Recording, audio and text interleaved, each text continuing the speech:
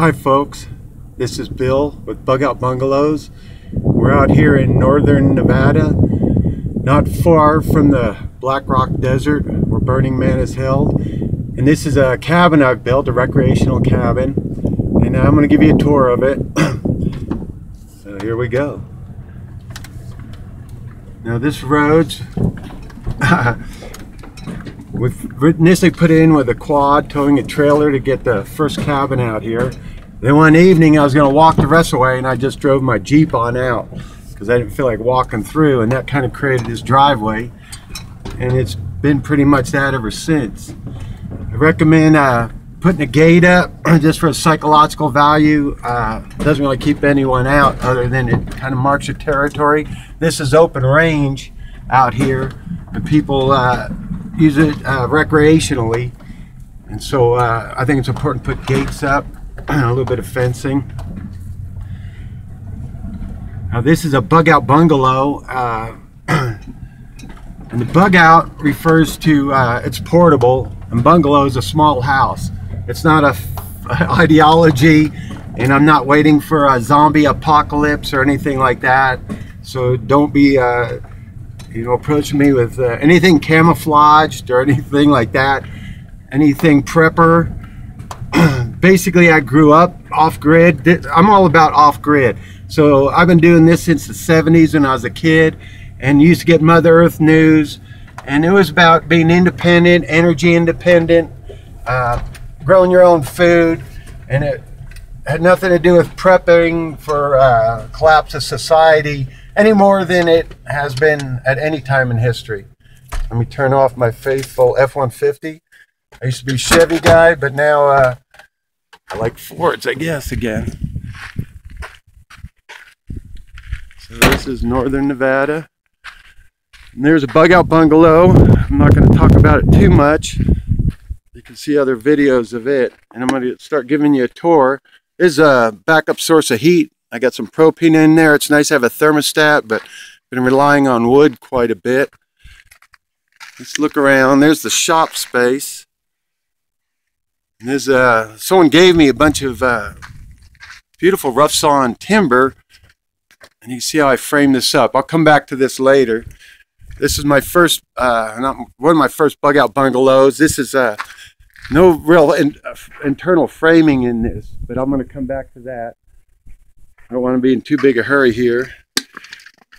This is Firewood Pile, and I don't like it getting big because this time of year it's March, middle of March, and the snakes, which live up there, might want to come down here, and I don't want to leave them any habitat.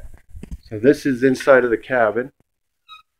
And I'm going to try to take my time because sometimes I get in a hurry. Show you around real quick, and then discuss certain things, solutions, or stuff I've learned over the years. I've been doing this since I was a kid, building cabins out in the boonies and being off-grid. My interest is off-grid primarily, including growing your own food, alternative medicine, anything like that. Anything you would have seen in Mother Earth news in the 70s. So this bug out bungalow, there are advantages to this construction technique I'm not going to go into, but let's talk about some of the other things. How about refrigeration? This is a chest freezer that's been converted to a refrigerator with that little thing there, and I think they call them kegerators. You can get this at a home brewery type store for under $100. What it does is it converts the freezer, it's a thermostat, converts the freezer into a refrigerator, and it's super efficient. Hardly uses any juice. I haven't used it up in this climate. This would be I just got my solar all hooked up. I've used it up on the north coast of California. I measured it in a few times during hot days and looked like it was using 150 to 300 watts or so. It's not real convenient to get at stuff. It tends to get buried and this and that, but it's great because you can leave for a week, come back, and your stuff's still going if you have a pretty small solar system. Basically, I'm running a little less than 500 watts, and I have on several cabins, and that seems to do the trick for most of the stuff I need, and then, of course, a backup generator. So anyway, that's one of the best solutions I found to Refrigeration, although I'm going to upgrade eventually to Energy Star apartments, a real small mini fridge with a separate door for the freezer, which from my research seems to be the best way to go. A lot of the stuff, or almost all this, came off Craigslist of one form or another. I got pretty much for free. If you get a stove, get one without a pilot ignition. Run everything off of an inverter. Don't bother going 12 volt. At least that's my recommendation. Back when I was a kid, we didn't have a choice, and you could get a 12 volt TV. And I remember buying a 12 volt TV for a 13-inch screen with a a video player in it for like $375, and that was back in the early 80s. And it just sucked the juice out of the batteries and stuff. So now you can get a TV like this that hardly uses any juice, LED, and run it off an inverter, and it's just such a better technology. One of the big breakthroughs has been inverter technology, and they're so cheap now, and I highly recommend them. I have a little bit of a lamp collection going. This is an Aladdin lamp. That's actually kind of a collector's item, and it burns like a Colvin kerosene lamp or pump up a white gas lamp. And it has a mantle in there and all that. And it hisses and puts out heat, and it's kind of dangerous but cool. And then I got some other lamps. These are brass lamps. And now I say use an inverter, get some LED bulbs, use your standard fixtures. Don't go 12 volt. Don't get kerosene lamps and whatnot. For the most part, I just go with inverters and LEDs or fluorescent lights. This is stoves, kind of ornamental, called Orly. In fair weather, it kind of runs me out of here. I have two sources of heat because it's northern Nevada and it gets pretty cold. Plus, the propane heater I can put on the thermostat if I leave or want to keep the house nice. This is a great piece of equipment right here. This is a tankless water heater. It's made by Mary, and I've had real good luck with it. You can get them on Amazon for about under $250 or so. It's a tankless water heater. And I don't have my generator running. Otherwise, I'd turn it on for you right now. You get what you pay for. It's kind of finicky. It doesn't like low pressure. I'll show you my water system here in a minute. But with good pressure and whatnot, and for the price, it really saves the day. I had it outside initially, but the weather is just so brutal out here and so cold. I moved it in here, and eventually the tank will be outside and whatnot. Usually I just turn everything on. It's got a battery. Okay, it runs off D batteries and has it doesn't have a standing pilot light, which I really like. And it's worked real reliably as long as it has enough pressure. And I just turn it on when I need it. You know, I can turn the tank on when I go take a shower or want hot water. I don't necessarily need it immediately all the time. So a lot of stuff is salvage doors. I've been in construction most of my life, and so I come across a lot of cool stuff. And Craigslist is a source of cool stuff. Bathtubs are free. This was a free bathtub. Same with the toilet. You can get them off Craigslist usually. And even if you don't have running water, get a toilet and flush it with collected water, old bath water, something like that. I'll discuss what we flush into eventually. Someone gave me this sink, and I built this little vanity for it out of scrap wood that I had around. This we're only 4'6", I believe, wide on this bathroom. Real tight. I wanted a corner sink, but I was given this, so I used it, and it's working. Actually, you'd think it'd be too tight in here, but it's not. So anyway, the shower works good because I have a well pump from Harbor Freight, and I'll show you that eventually. This is a bathroom vanity I salvaged. I don't think there's anything else interesting in here. Again, go with the LED lights and all your fixtures. A good source of material. Okay, so let's talk about keeping things low cost. Craigslist, great source. You can find a lot of free stuff. The resale stores for Habitat for Humanity is a good source of stuff. And but be careful what you take. It's real easy to start grabbing junk just because it's free. It's a real bad habit to get into. This couch was free. If you're going to look out for furniture, okay, let's say you're going a low-cost off-grid cabin for recreational and stuff, and you're going to need some furniture. Look out for the leather furniture. It doesn't absorb the dust and pet hairs that someone may have had. You can clean it up good. So what? It's got some cat scratches, some scratches in it or tears. I highly recommend looking at leather or fake leather. As far as furniture goes, it's durable. And I've had some bad luck with free fabric type furniture. So if you're getting something free, I say stick with leather or low cost. Be willing to pay a couple of bucks. And someone gives you something that sounds really good, get it out of their hair as soon as possible. Let's look at my other cabin here. Now this is the one I'm using for a bedroom. I could use it for a loft or use the loft for a bedroom, but I don't.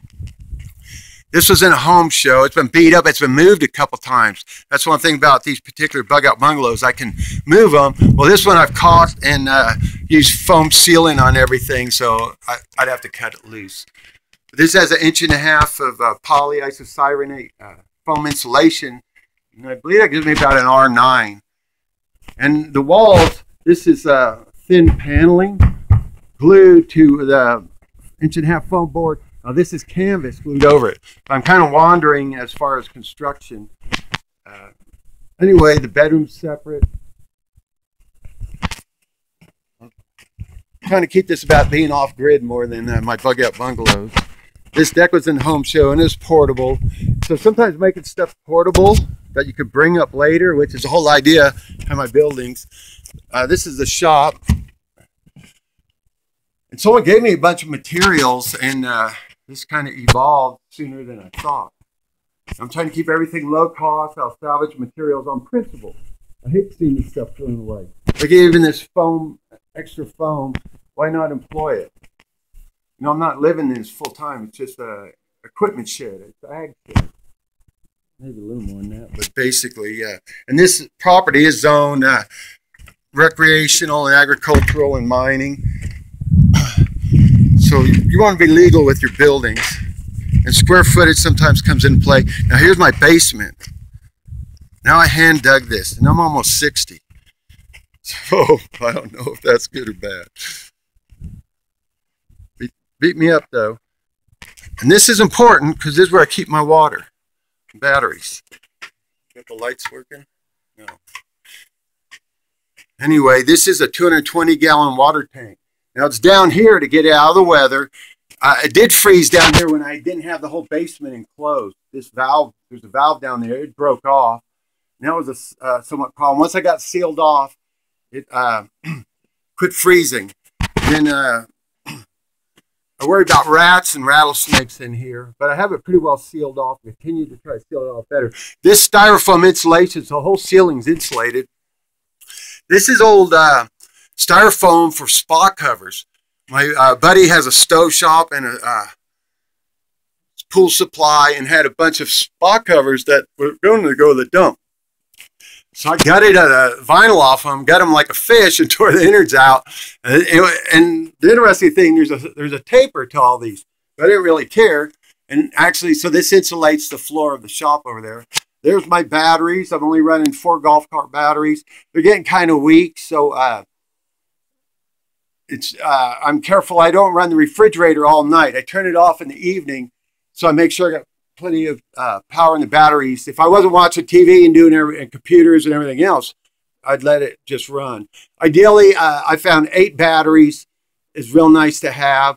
My charger, I have a charger I ran off the generator, went out, and I've been getting so much juice and power, I'm worried about fixing it. So anyway, let's get back to the basement. I hand dug this. This is decomposed granite. I did have a little help with a small jackhammer when I got down deep. So this stays nice and cool in the summer and relatively warm in the winter. I got sealed up pretty good. It's all insulated. I put extra insulation on this tank. Okay, so let's get back to the water system. There's a 220-gallon tank. You know, this is a pump from Harbor Freight. And it works great. So it's a well pump. And so I just suck water out of the tank. Now I could pull tank water off the bottom down here, but then now drain the tank without me knowing it. Here, when the tank gets to a certain point, let's say down to 50 gallons or whatever it is, it quits sucking water. And then I know I got to put more water in it. so the remaining water, I can come down here, put my bucket or container under that, and get whatever water I need until I fill the tank, which eventually will get filled off an even bigger tank. But this way I can treat the water, I can protect it. It shouldn't get too hot in the summer or too cold in the winter. And this, so from Habitat from Humanity, I bought some file cabinets for food storage or whatever you might need, because the temperature stays nice down here. Now I've been working on this project a little over 2 years. I just got this sealed up, so there's still a few things going on. The construction itself, I took 4x4 posts, dug them into the ground, put them in concrete, and then dug the basement out later. And the floor, a lot of this lumber was given to me back in El Dorado County, where it's stored for a long time. It got moldy and people didn't want to build with it. So I brought it up here where it's real dry and alkaline, and wood rotting isn't a particular problem. It's worked out fine. So I've kept this whole project really low cost, and helped my buddy build a bug out bungalow on his property. And that's part of what we're doing, is recycling as much as possible. And do solar and all that. Make sure you put fuses on stuff. Trying to think if there's anything else I want to go over. You got to put a check valve. Somewhere in here is a check valve. Right there. Otherwise, you're going to lose your prime, and there's some other reasons for doing it. Right now, I'm just running directly off the generator instead of off my inverter. Inverter would run it, but it's hard on the batteries, and I just run it for a few minutes whenever I need pressurized water. But that gives me 30 to 50 pounds. It's nice because with the tank, even though it's off, it's still pressurized. You still have a few gallons of water without turning the pump back on. So this basement, this might be a greenhouse around here. Deck, one horseshoe pits.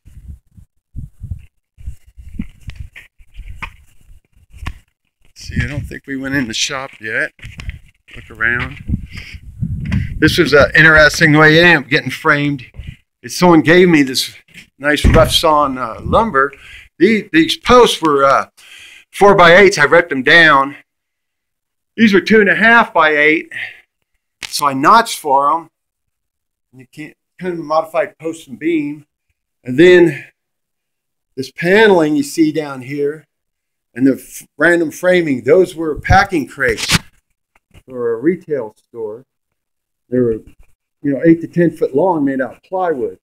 So I basically sided with it. I bought a few things. These other rough sawn timber weren't long enough to span the whole 16 foot. So I kind of faked a beam. I thought it looked cool if I did this design, which you see. Then I used two 2x10s and sandwiched it on each side. And up here, you're designing against wind. There's not much snow, almost no snow, but it's all about the wind and uplift. So anyway, I think I have some windows and glass coming on this, mainly salvage. My buddy owns a glass company, so he's got some windows that are ordered wrong. And I'm just getting the glass. I'll have to make my own frames, but that's fine. So anyway, this is the shop studio. And let's walk around out back since I got your attention. Not that it's anything that important at this point. Okay, so this might be a potential garden area. And then again, I might put another structure. If I put a garden in, I'm going to have to do a greenhouse. I'll do a hoop greenhouse, like PVC with just some type of high performance plastic over it. I think the wind and the dryness out here, I'll have to import the soil. It's real alkali. I stored a lot of stuff that I'm not too worried about being out in this climate, other than the fact, and the tarps like that, the rats and the rattlesnakes are going to love that. So that's only a temporary thing, but I had to prioritize my storage space or whatever. Anyway, that's my hill. So that's where the rattlesnakes are. So I visit occasionally. No one's allowed to kill them out here unless they plan on eating them. So, there's a rattlesnake sanctuary. That's it for now. I'll be posting others and maybe go in detail about things as septic systems and a few other things, and maybe go into detail on discussing the solar. I'm running a little under 500 watts right now, and I've done a few systems like that, and it seems to work pretty good. And there's my faithful Ford.